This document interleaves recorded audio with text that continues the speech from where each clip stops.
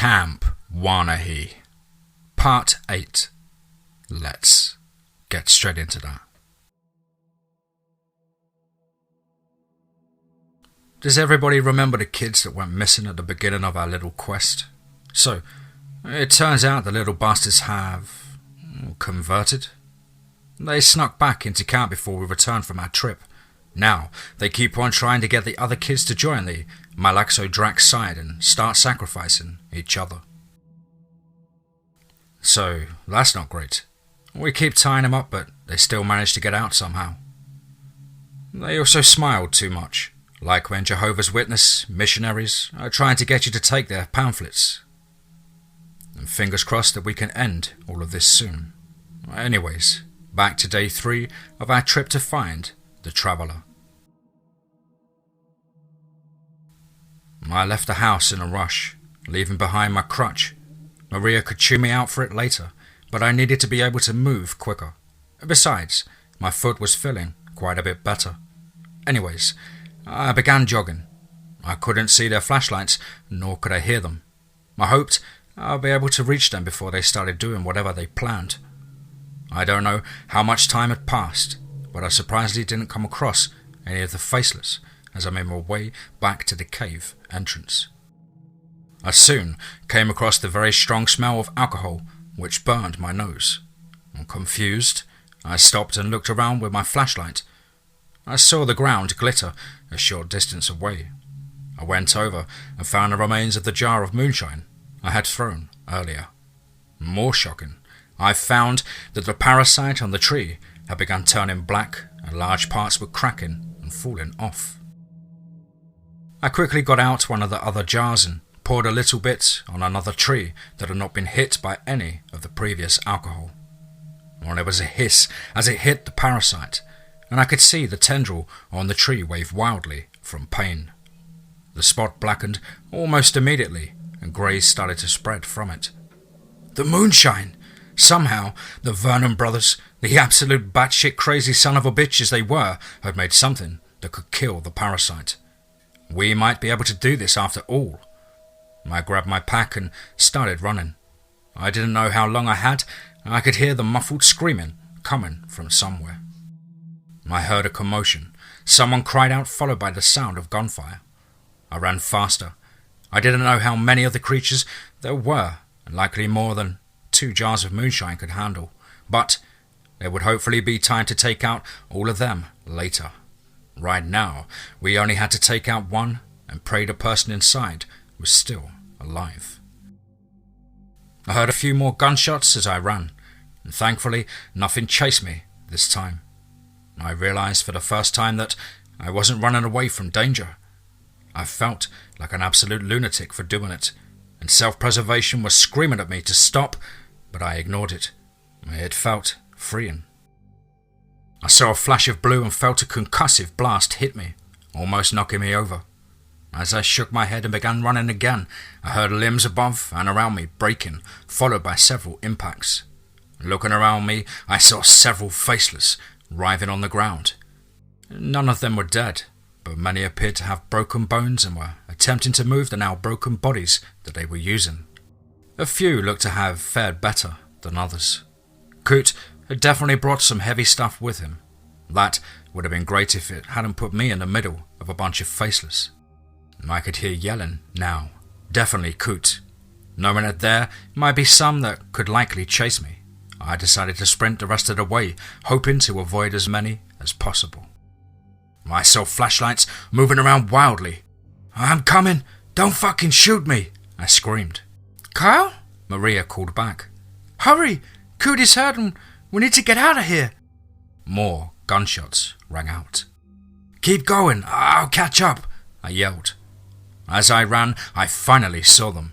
Several of the faceless were chasing them. Some had bullet wounds and others looked like they had been burned. A couple had limbs or necks at awful angles, but they did not give up their pursuit. I pulled one of the mason jars out of the side pocket. As I approached one of the faceless, I took a mouthful and spat it all over its face as I passed. It began flailing wildly, clawing at its face before stumbling.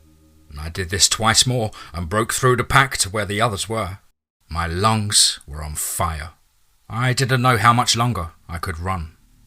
The cavern narrowed. There was a light up ahead. I saw Coot was bleeding from a wound in his side, but it didn't appear to be too bad. Maria had been slashed across her back, and blood was spreading across her shirt. As we came into the more narrow portion of the tunnel, I could hear the facelesses pursuing us and getting closer. I turned and threw one of the jars at the ceiling behind me. I didn't stop to look, but I heard the sound of the glass shattering, followed by a satisfying hiss as the concoction rained on them. Bodies tumbled into a stone floor soon followed. We closed in on the entrance. Coot went through first, followed by Maria, and then Marcus.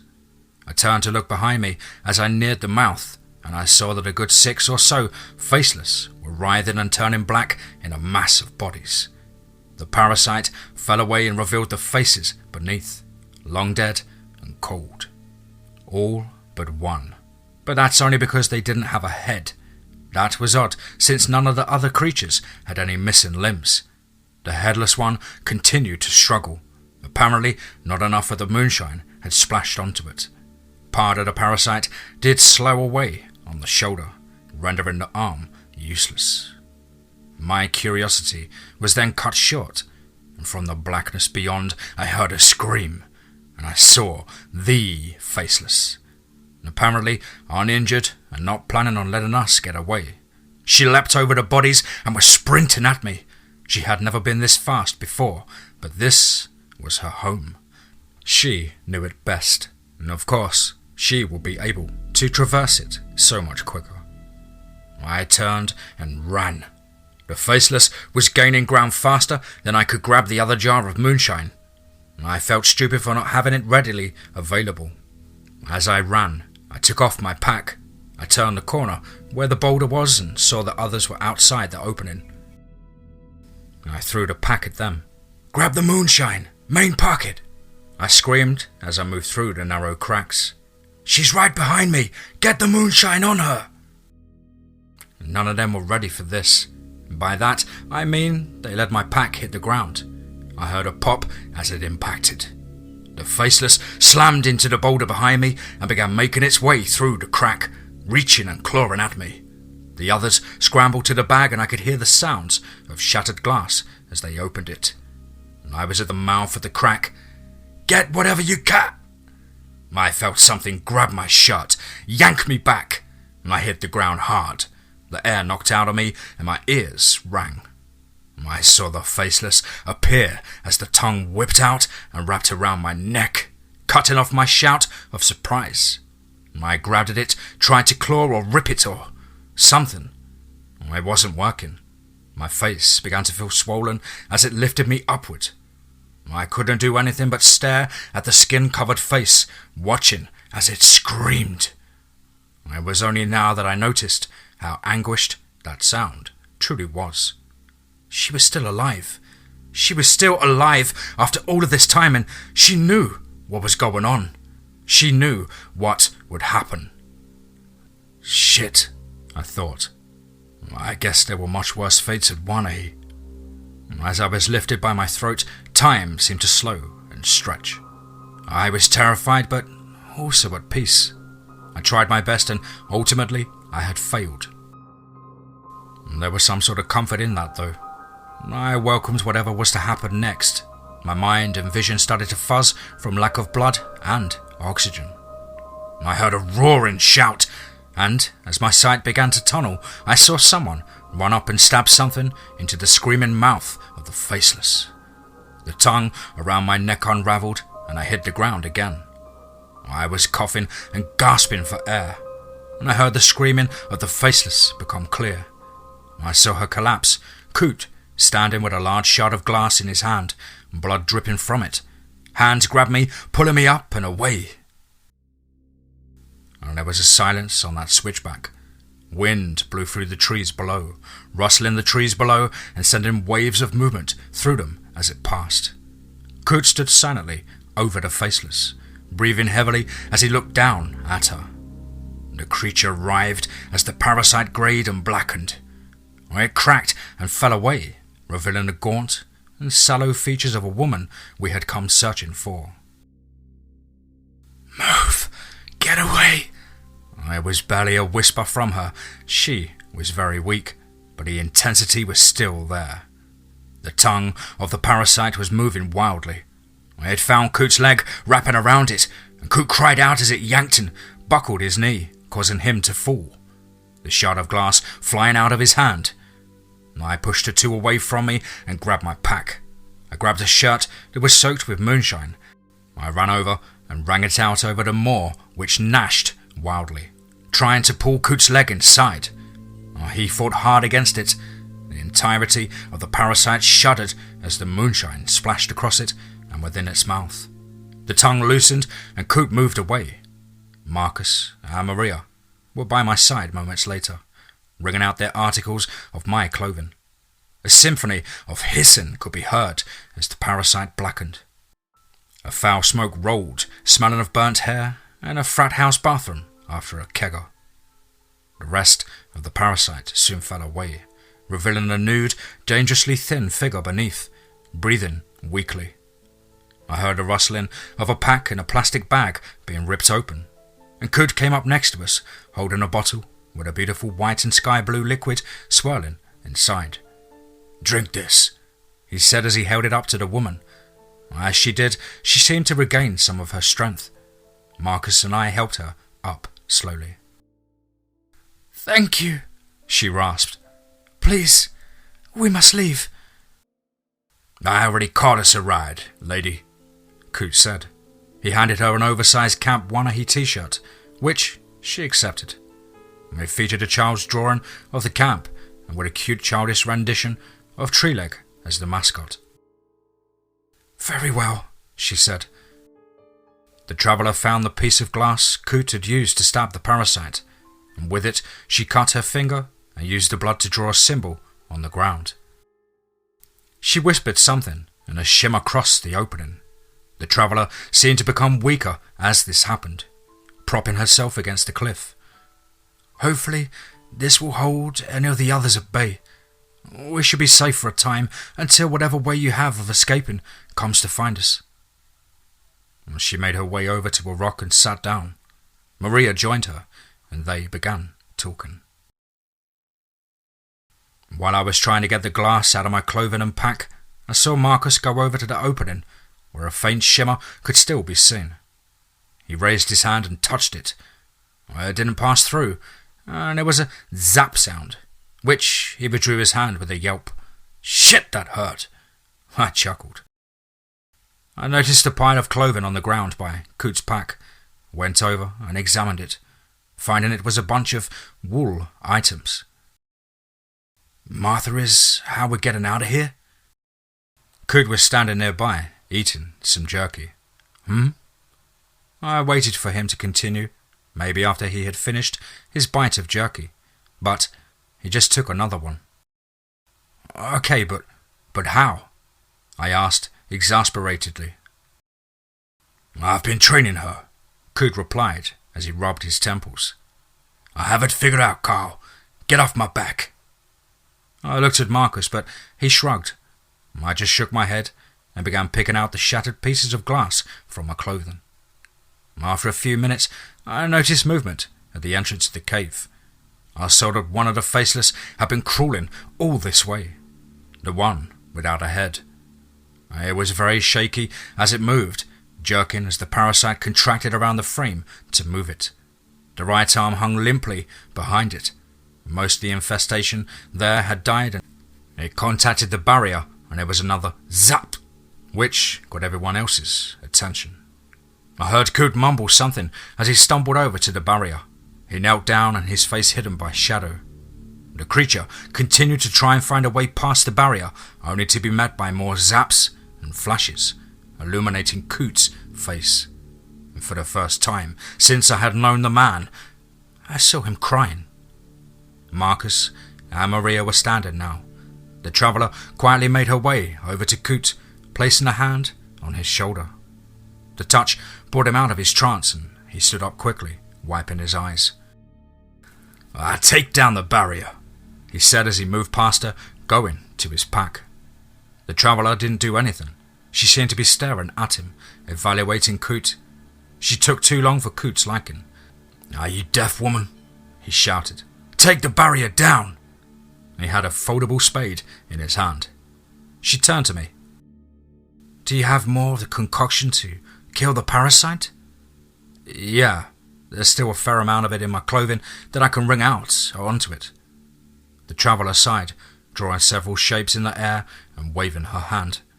The sound of static filled the air for a brief moment, and the faceless began moving forward again. Coot made his way over to me, and I gave him a shirt that still had a fair amount of moonshine in it. The hissing of its contact with the parasite's skin filled the air, followed by the acrid smell. None of us said anything as the creature which had controlled Vicky's body for nearly 50 years finally died.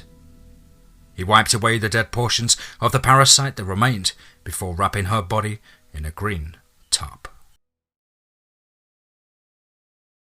I made my way over to him and began helping him to wrap her. I expected him to lash out at me, to yell, to do something. He only met my eyes and nodded. Coot looked old, so much older than he ever had before, like all of the years of worry and silent suffering had finally caught up with him at this moment. He lifted her up, not needing my help for her petite frame. I picked up the spade that he had dropped and we began walking further up the trail. Marcus, Maria, and the traveller had their heads bowed as we walked past. And neither of us said anything as we made our way up the side of that mountain. I knew there was nothing that could be said, and so we walked in silence, passing several switchbacks before we came to a shelf that overlooked the forested valley. It looked so peaceful from here. "Where do you want the grave to be?" I asked. Coot gently set her body down. He looked worn out and he winced as he touched his side.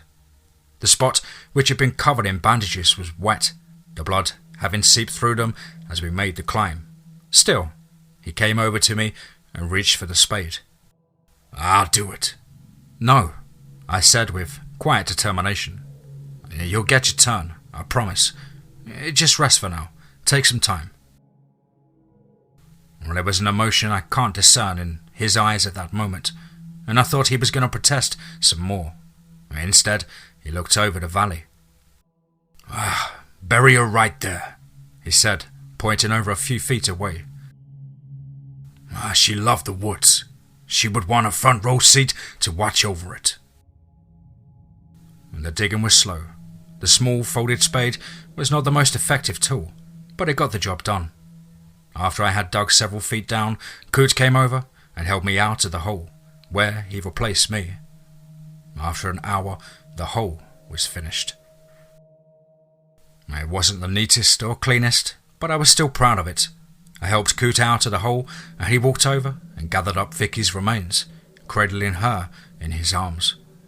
He passed her to me as he got back into the hole, where I placed her back into his arms.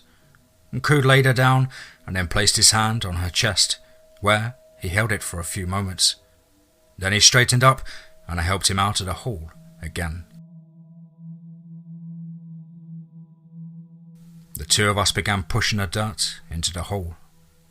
Not long after, Vicky's grave had been filled, and the two of us stood silently over it as the wind blew lazily past us. Coot took in a shaky breath. "I didn't know it was her that I tripped. I thought it was someone else, and that Vicky was off ahead of me," he said quietly. "Vicky and I were dating before we came here. We decided it would be better to be counselors together because of how much we love the outdoors. I lost track of her in the confusion. I thought she was ahead of me. I only figured out she wasn't with us when we were already inside the cabin, and it was too late to help her when I had figured out what I had done." I didn't respond.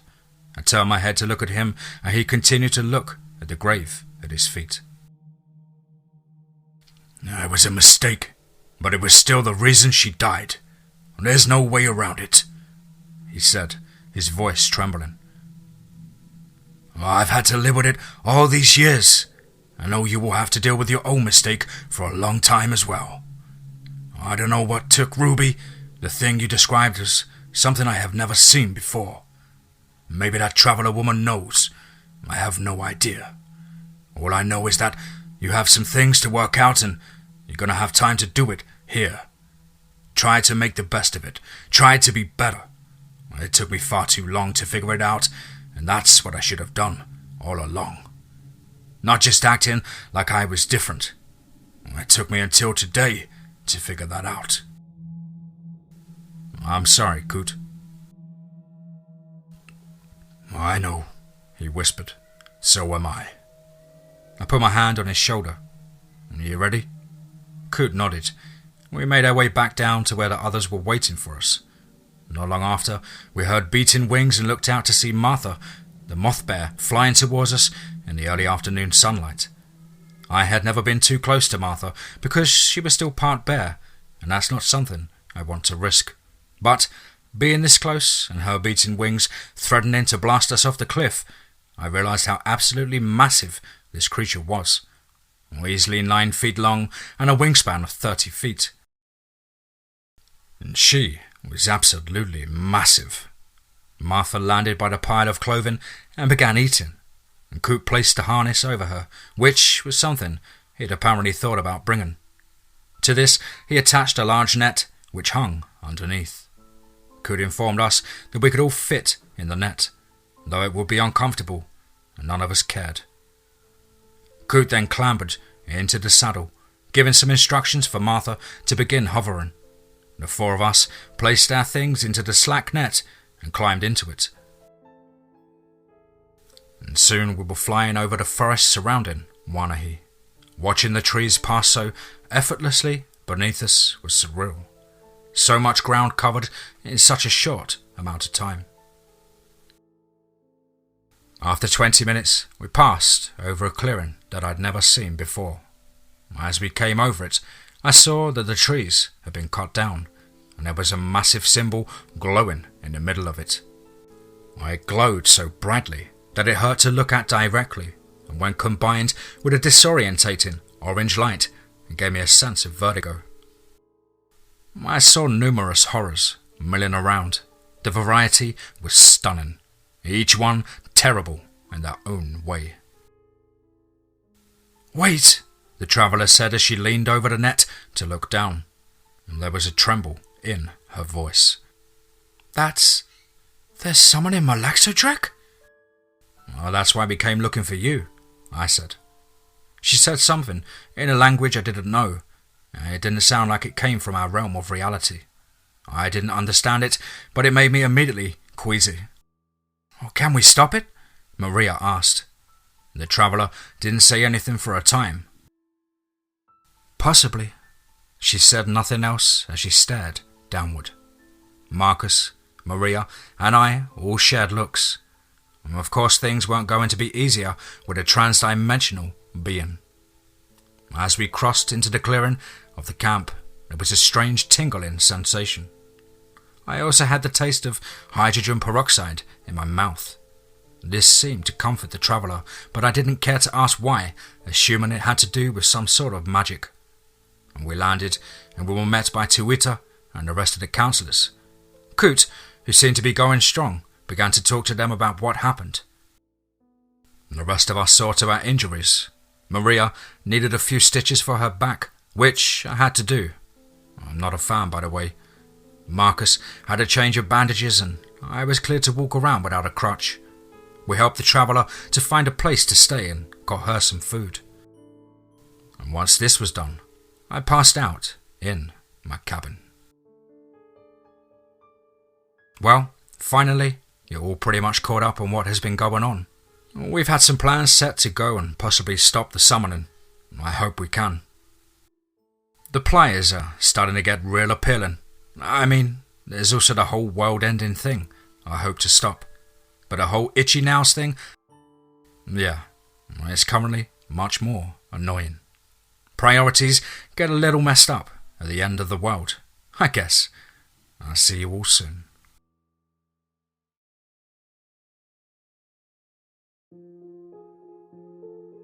Wow, wow, wow, wow. Absolutely awesome, as it always is with the wonderful mind of Wanahee. Really enjoyed the creativeness of this awesome little series. Would love to see it continue, but obviously that's up to the author. Guys and girls, as ever, you know the drill.